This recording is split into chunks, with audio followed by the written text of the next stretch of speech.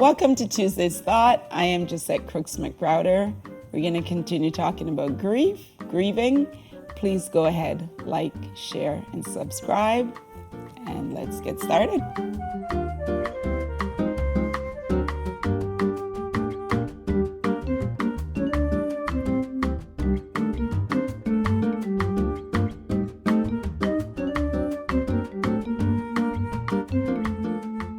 So this week, we'll be talking about what's called the Mourner's Bill of Rights. And this was developed by Dr. Alan D.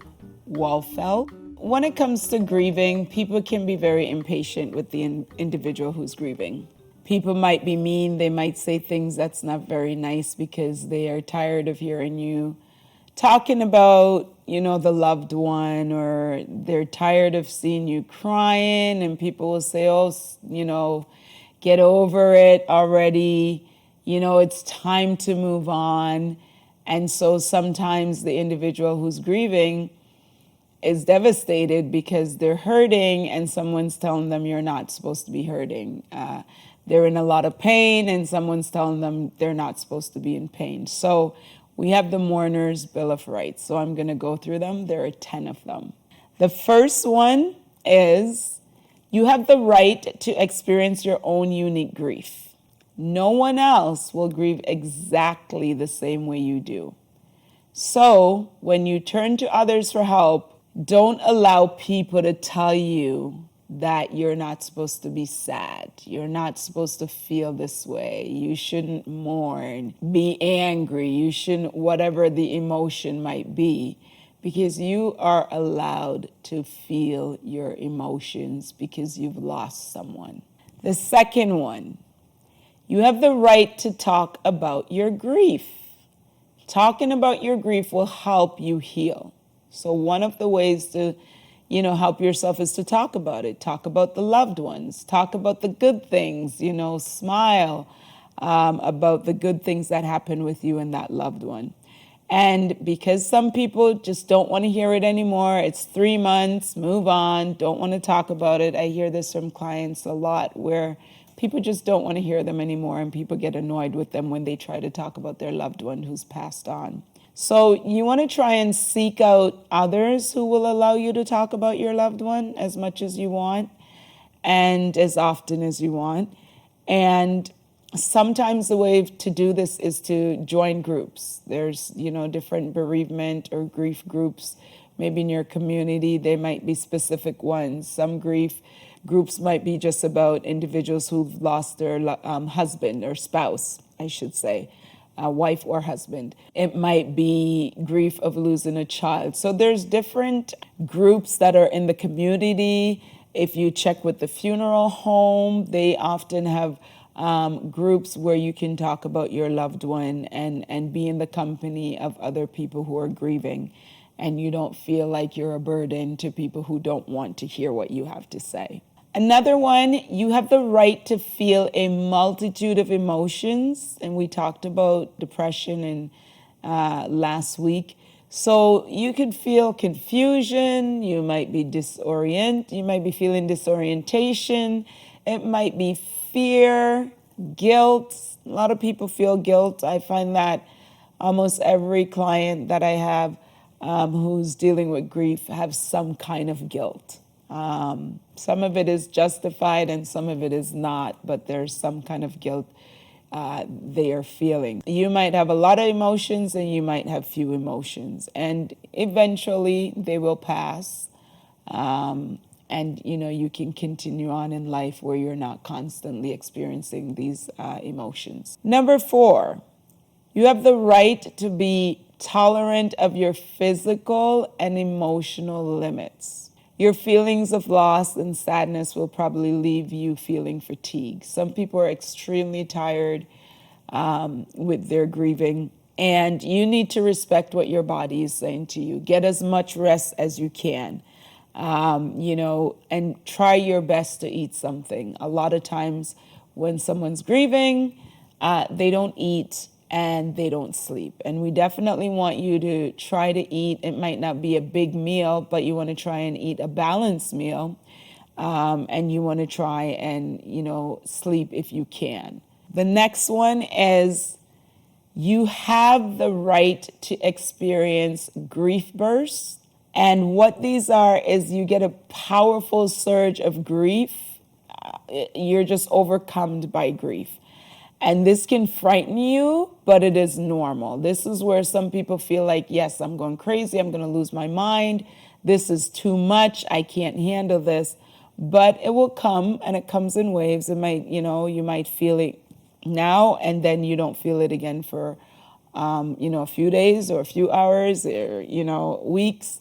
So it's okay if you get this overwhelming surge of grief bursts. You're not losing your mind. You have the right to make use of rituals, whatever that ritual is, depending on your culture, right? For example, a funeral ritual. Having a funeral can, it helps you to acknowledge your loved one's death. It helps you to provide support with other people coming around and supporting you. And it's a way to mourn, and that's okay, right? So some people say, oh, actually, I've noticed that there are less people having funerals. But if that's what works for you, if that's what's going to help you, then go ahead and have your funeral. In some cultures, you have to bury the person within a day. Within a day or a couple of days. And in some cultures, they'll wait for, a month for whoever whoever needs to be at that funeral, get the opportunity to be there. And that's okay too, right? You have to do what works for you. You have the right to embrace your spirituality.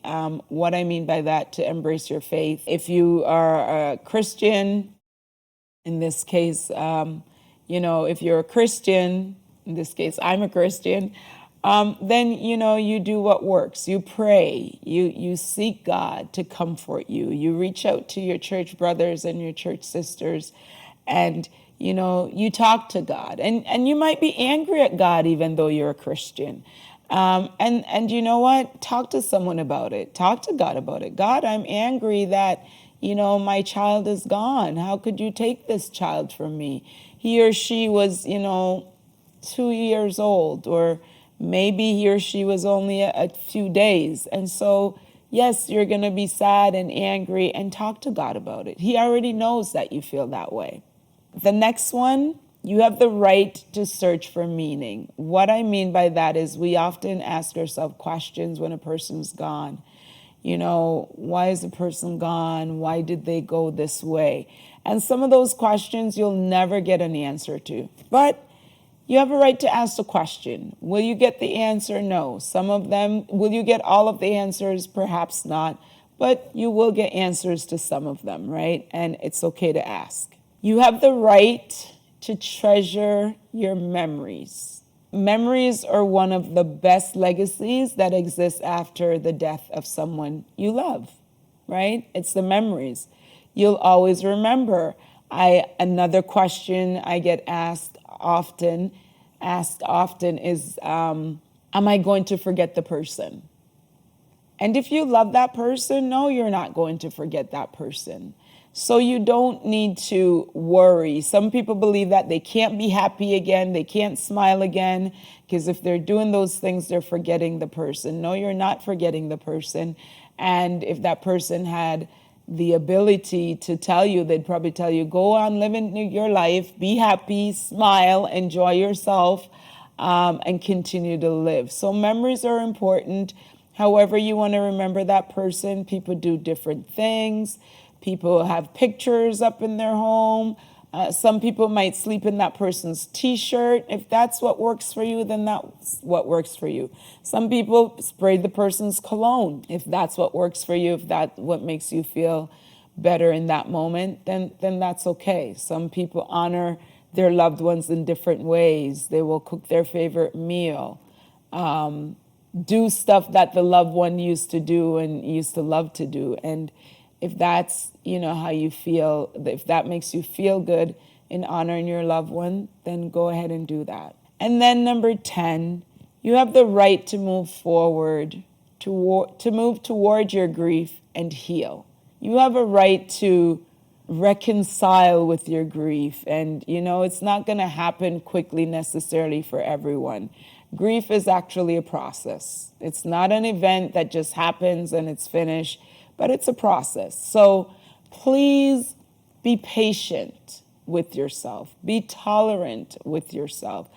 And try to avoid people who are negative, who are telling you, oh, you need to stop grieving. It's 2 weeks. You need to stop it. Suck it up, move on, because they are not helping. They're actually damaging you. If they're encouraging you in a good way and saying, it will get better eventually. I'm here for you if you need to talk. I'm here to pray with you. Then great. But if all they're doing is saying negative things to you, then you want to avoid those people because it's not helping. And if people are impatient with you and yelling at you and screaming at you and all of that and telling you that, you're taking this too far, I don't want to hear it, it's not helpful to you. And so those individuals might be people you don't want to talk to them about your grief and, loved one. But you want to talk to people who can support you, who will understand. Yes, they might get annoyed because you're just so caught up in your grief, but you want to talk to people who are going to support you and who are going to be there for you. And as I said, you can always seek out bereavement groups in your community with like-minded people who are going to, who are not going to be upset with you if you talk about your loved one. You can live life again. You can experience joy again.